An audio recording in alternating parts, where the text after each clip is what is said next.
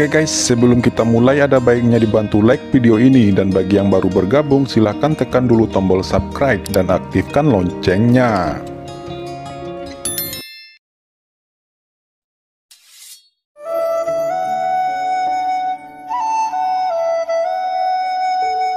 Semua orang melihat ke depan dan apa yang mereka lihat adalah kunang-kunang ungu yang menggunung tinggi. Di antara mereka ada yang seukuran kepalan tangan manusia. Terlalu banyak serangga ungu di depan, jika kita tetap maju kita hanya akan mengantarkan nyawa, ucap seseorang berkata dengan ngeri dan bersiap kembali mundur. Jangan, kamu tidak bisa kembali, teriak Sang Wuji. Apakah kamu bahkan tidak menginginkan buah aturan? Buah aturan adalah buah roh yang dapat membuatmu melangkah ke alam Kaisar Wudi. Apakah kalian akan menyerah begitu saja? Semua orang terkejut. Pada saat ini baik Kaisar Wei dan Kaisar Yu menunjukkan rasa fanatisme di mata mereka. Dia berkata, "Sang Wuji, apa kamu yakin?" Keduanya berteriak kaget. "Aku tidak berbohong," jawab Sang Wuji berkata dengan suara yang dalam. Shao Chen, skeleton Raden memandang Qin Chen. Qin Chen berkata, "Hehe, karena mereka semua maju, bagaimana mungkin kita akan mundur?" Qin Chen tersenyum, tidak hanya demi harta karun itu, tetapi juga untuk menyelidiki kelompok orang berbaju hitam. Sang Wuji berkata, serangga ungu ini seharusnya tertarik oleh energi darah. Setiap orang harus mencoba memadatkan darahnya. Kita harus cepat. Semua orang bergegas ke depan. Qin Chen berjalan di belakang tim. Tiba-tiba serangga pembunuh jiwa seukuran kepalan tangan meledak tidak jauh dari Jiruyu dan Chen Sisi. "Tidak baik," teriak Qin Chen terkejut. Sosoknya bergetar dan langsung berdiri di depan mereka berdua. Duar! Ledakan yang mengerikan itu langsung menyapu Qin Chen. Seteguk darah menyembur keluar dan wajahnya menjadi pucat. Sebilah cahaya pedang menuju kepala Qin Chen. Pada saat kritis ini Jiruyu memblokirnya dan berteriak dengan marah. "Apa yang kamu lakukan?" Kaisar Wu itu berkata, "Anak ini telah terluka oleh monster ungu, jiwanya telah rusak dan dia akan menjadi orang gila. Jika kamu tidak membunuhnya sekarang, maka kita akan menjadi korbannya nanti." Yang lain tercengang ketika serangga ungu meledak, jiwa mereka pasti akan rusak. Tetapi Qin Chen ini mengapa tidak ada yang terjadi padanya? Kaisar Wu itu kemudian berkata, "Karena Tuan Qin baik-baik saja, saya ceroboh sebelumnya." Pria itu mendengus dingin tanpa kata permintaan maaf dan terus melangkah maju.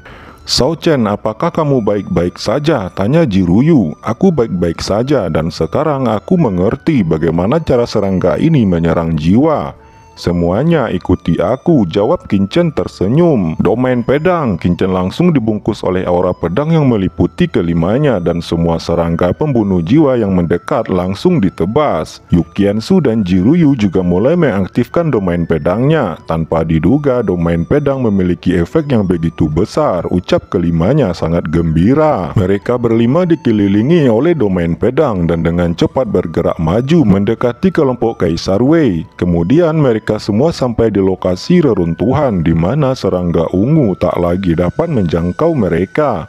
Qin Chen juga tidak membuang waktu. Dia duduk bersila mengingat wawasan yang dia peroleh sebelumnya, bahwa fluktuasi jiwa yang disebabkan oleh ledakan spontan serangga pembunuh jiwa sebelumnya memberi Qin Chen banyak keuntungan dan banyak inspirasi yang muncul di kepalanya. Pada saat ini dari 30 Kaisar Wu sekarang tersisa 20 orang, di mana Qin Chen dan kelompoknya 5 orang, Sekte Wu Yinmen 6 orang, Sekte Gu Yuanzong 5 orang, dan Sekte Gu Fanjiao 4 orang yang tersisa. Semua orang terus bergerak maju dan apa yang muncul di depan semua orang adalah sebuah istana yang sangat megah. "Ini adalah ki sejati dari batu asli," ucap Kaisar Yu berteriak kaget. Di tengah istana ada formasi yang besar dengan pola yang tak terhitung jumlahnya. Namun yang menarik perhatian semua orang bukanlah formasi itu, tetapi batu asli yang berada di sekitar formasi itu seukuran bukit. Di samping bukit-bukit kecil batu asli itu tersebar 8 tumpukan kristal darah. Begitu banyak batu asli bermutu tinggi di sini. Sayang sekali tidak ada kristal ruang. Kalau tidak itu akan menjadi sangat sempurna, ucap semua orang membuka mulut mereka. Sesaat kemudian, ini mungkinkah itu buah aturan? Tiba-tiba Kaisar Wei langsung berkedip seperti kilat dan langsung bergegas ke posisi buah berlapis kaca itu. Tetapi sebelum sosoknya mendekat, dia diguncang oleh kekuatan tak terlihat mata. "Kaisar Wei, apa yang ingin kamu lakukan?" teriak semua orang terlihat sangat marah. Kaisar Wei tersenyum dan berkata, "Bukan apa-apa, saya hanya ingin menguji kekuatan larangan itu." Sang Wuji mendengus dingin dan memandang orang-orang. Dia berkata, "Batu asli di sini ada sekitar 500 juta. Kristal darah sekitar 800 buah dan buah aturan ada di dalam formasi itu. Mengapa kita tidak alokasikan sekarang batu kristal ini dulu?"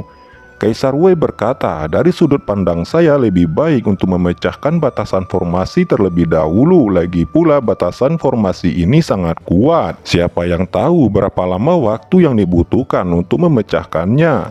Jika kita alokasikan sekarang kristal darah ini, apakah itu terlalu tidak sabar?" Kaisar Yu berkata, "Saya pikir juga begitu. Lebih baik untuk memecahkan penghalang formasi terlebih dahulu dan kemudian berbicara tentang distribusi." Kemudian orang-orang itu melihat kelompok Qinchen, skeleton radar yang dianggap paling kuat di kelompoknya, berkata, "Hehe, aku juga berpikir demikian. Lebih baik pecahkan dulu formasi itu, baru kemudian membicarakan distribusi." "Haha, yang mulia benar. Jika itu masalahnya, mari kita mulai memecahkan formasi," ucap Kaisar Wei tertawa dan mulai mengambil tindakan. Yang lain juga mulai menembak dan setelah tembakan ini mereka mengetahui kekuatan formasi pembatasan itu. Serangan semua orang jatuh, tetapi seluruh pembatasan tidak banyak melemah. Larangan ini terlalu abnormal. Jika kamu ingin membukanya setidaknya 1 atau 2 bulan. Tidak ada banyak waktu tersisa sebelum penutupan alam Guyu, ucap semua orang terlihat jelek dan terus bergerak. Tetapi melihat formasi yang hampir tidak berubah, wajah mereka menjadi semakin suram. Menghancurkan formasi secara paksa, secara alami akan sangat sulit. Tetapi jika Anda menemukan metode yang tepat secara alami akan menghemat banyak waktu, ucap Sang Wuji tiba-tiba berkata. Ia datang ke formasi terlarang itu sepertinya melihat sesuatu. Qinchen tiba-tiba tersenyum dan berkata, "Tanpa diduga, Tuan Sang Wuji menguasai formasi pengekangan ras alien, sungguh luar biasa." Semua orang memandang dengan takjub. Sang Wuji juga menunjukkan keterkejutan di wajahnya dan berkata, "Saya tidak tahu apa maksud Tuan Qin." Qinchen bertanya-tanya, apakah Tuan Sang Wuji tidak tahu formasi terlarang ini sangat istimewa.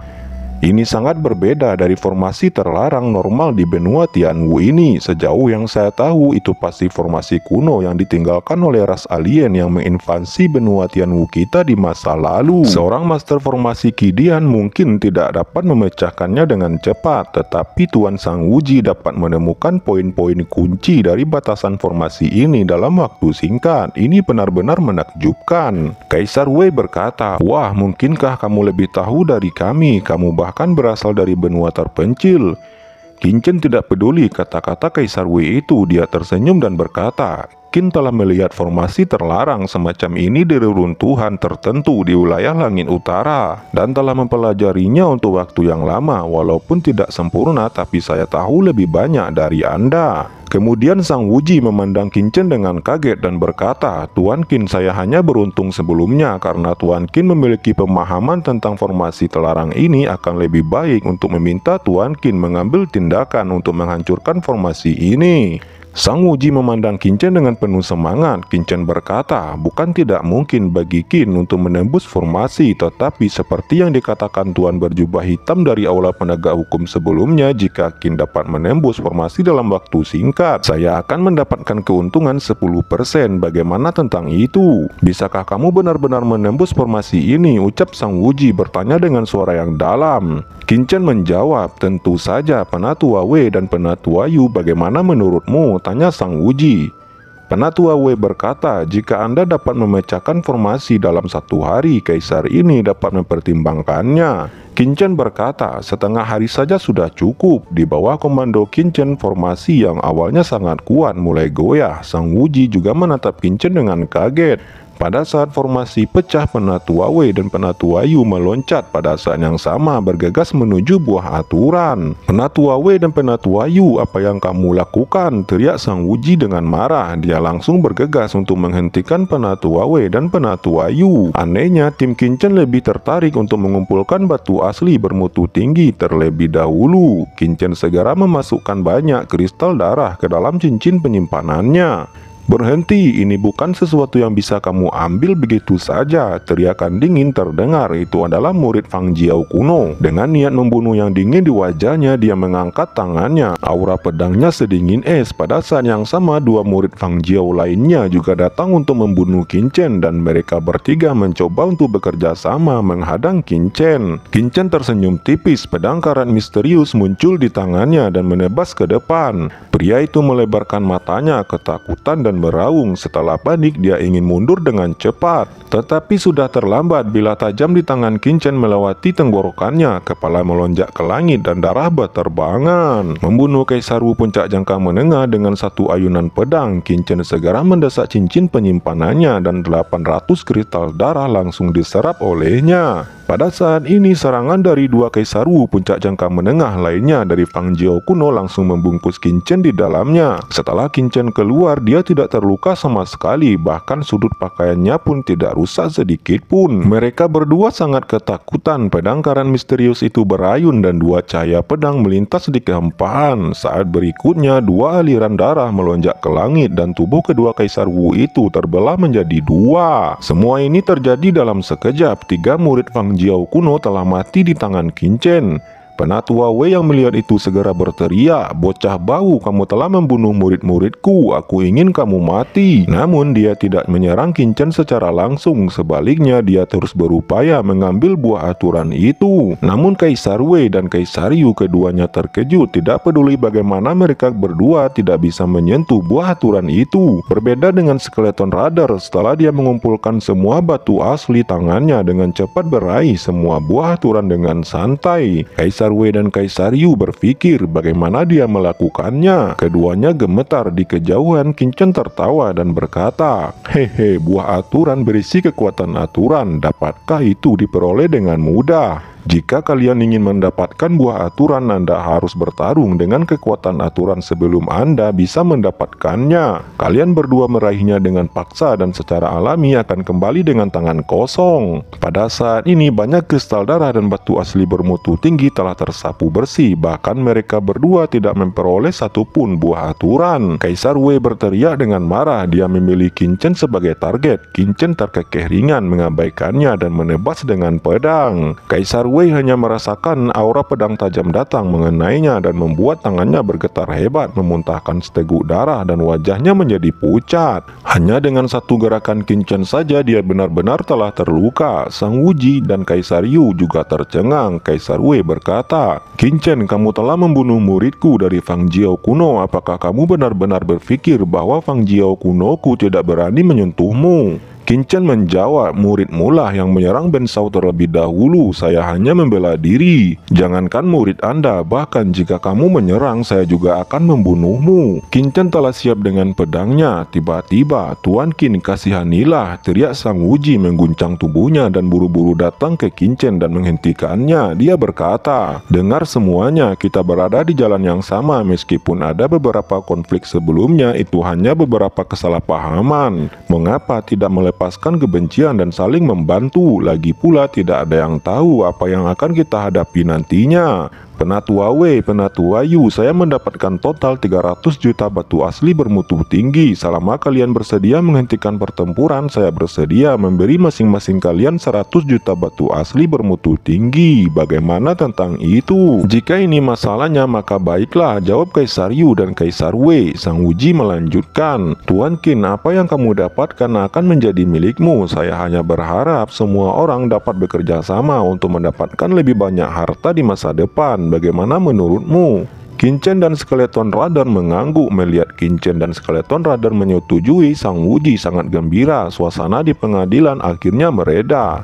Kemudian Sang Wuji langsung memilih jalan di sebelah kanan. Semua orang berjalan di sepanjang jalan dan secara bertahap datang ke area inti peninggalan ini. "Tuan, saya melihat ada bayangan gelap melintas," ucap Skeleton Rider berkata tiba-tiba. Kinchen berkata, "Tempat ini sangat aneh. Meskipun ada banyak harta, sekelompok orang berbaju hitam juga telah membawa semua orang ke sini. Kebanyakan dari mereka memiliki tujuan yang lain. Kamu harus berhati-hati." Di sampingnya seorang Kaisar Wu dari kelompok lain berkata, "Apakah kamu merasakannya? Sepertinya seseorang telah menatap kita."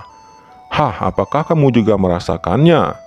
Semua orang saling berbisik. Kinchen tertegun dan melihat sebuah aula yang sangat luas. Di dalam aula terdapat beberapa tulang yang patah. Di sekitar tulang-tulang itu ada beberapa senjata, tetapi semuanya telah hancur. Mata semua orang tiba-tiba menjadi serius dan tubuh mereka tegang. Ada begitu banyak mayat di sini dan mereka pasti pernah mengalami pertempuran sengit sebelumnya. Setelah melewati mayat-mayat ini, semua orang terus bergerak maju. "Akhirnya ada sesuatu," ucap Kaisar Wei sangat gembira. Dia datang ke ruang batu itu lebih awal dan menggedor dengan pukulan. Gerbang batu itu terbuka menampakkan sebongkah spar merah seukuran kepalan tangan. "Ini adalah kristal darah dan itu sangat besar," ucap Kaisar Wei membuka matanya lebar-lebar. Kemudian dia berkata, "Saya telah menemukannya pertama kali, jadi otomatis ini adalah milik saya." Dia mencoba mengulurkan tangannya untuk meraih kristal darah itu, tetapi itu menjadi sia-sia karena dia tidak sanggup meraihnya. "Biarkan aku mencoba," ucap Sang Wuji. Dia juga gagal lalu berkata, "Hei, meskipun kristal darah ini tidak dapat diambil, itu dapat diserap secara langsung." Kaisar Wei terkejut dan mencoba menyerapnya. Tiba-tiba kekuatan kristal darah murni bergabung ke dalam tubuhnya. Di bawah transformasi kekuatan ini, kekuatan fisiknya mengalami sedikit perubahan. Dia berkata, "Sungguh kekuatan kristal darah yang sangat kuat. Aku telah menemukan kristal darah ini duluan. Kalian tidak bisa mengambilnya." Sang Wuji tersenyum dan berkata, "Penatua Wei, apa kamu yakin meskipun kristal darah ini bagus, bagaimanapun itu tidak bisa diambil dan harus tetap diserap di sini? Ini adalah kamar batu pertama. Siapa yang tahu di kamar batu berikutnya lebih berharga dari ini. Apakah Anda yakin ingin menyerapnya sendirian di kamar batu ini?" Dia segera mengambil keputusan dan berkata, "Saya ingin kamar batu ini." Saat berikutnya satu persatu kamar batu digedor. "Hei, itu juga kristal darah yang sama. Hei, ruang batu ini juga memiliki kristal darah." Pada akhirnya 10 kamar batu berturut-turut dibuka dan semuanya berisi kristal darah yang masing-masingnya seukuran kepalan tangan. "Sepertinya kita harus menyerap semua kristal darah ini sebelum kita bisa melanjutkan," ucap Sang Wuji tersenyum pahit. Tahap selanjutnya adalah pendistribusian. Setelah beberapa diskusi dari 10 kristal darah, 1 di tangan Kaisar Wei, 2 untuk Wu Yinmen di bawah komando Sang Wuji, 2 untuk Yuanzong, pimpinannya Kaisar Yu, dan tim Kinchen menerima 5. Sang Wuji berkata, "Saya beri waktu untuk setiap orang selama 3 hari. Jika Anda tidak dapat menyerapnya setelah 3 hari, maka tidak ada yang bisa menyalahkan orang lain." Akibatnya semua orang mulai menyerap kristal darah, terutama para murid Gui Yuanzong dan Wu Yinmen. Beberapa orang menyerap 1, semua orang mencoba yang terbaik dan tidak berani mengabaikan karena takut menyerap lebih sedikit dari yang lain. Di pihak Kinchen masing-masing mereka menerima 1 dan mereka dengan cepat memasuki kondisi kultivasi. Jejak kekuatan kristal darah memasuki tubuh Kinchen. Seiring dengan peningkatan kekuatan, ketakutan Kinchen terhadap benih parasit emas di benaknya semakin kuat. Sekarang tidak ada berita tentang manik-manik batas kota yang dikatakan kucing hitam besar itu. Jadi jika dia ingin melarikan diri dari kendali benih parasit emas, dia harus meningkatkan kekuatan jiwanya ke titik di mana jiwa itu dapat terpisah. Untuk mencapai pemisahan jiwa, tubuh fisik harus terlebih dahulu sempurna. Tubuh Ekaristi Abadi Kinchen baru di puncak tahap ke-6. Ini juga membuat Kinchen merasa sedikit cemas. Saat ini dia telah memutuskan untuk menembus lapisan ke-7 Ekaristi Abadi. Menurut perkiraan Kinchen, kecepatan penyerapannya kristal darah seukuran kepalan tangan ini dapat sepenuhnya diserap olehnya hanya dalam 1 hari. Dan dia ingin menggunakan ini untuk membuat Ekaristi Abadi menerobos ke tahap ke-7. Tetapi jika spar darah ini digabungkan dengan sejumlah besar spar darah yang dia dapatkan sebelumnya untuk diserap bersamaan, itu mungkin berbeda.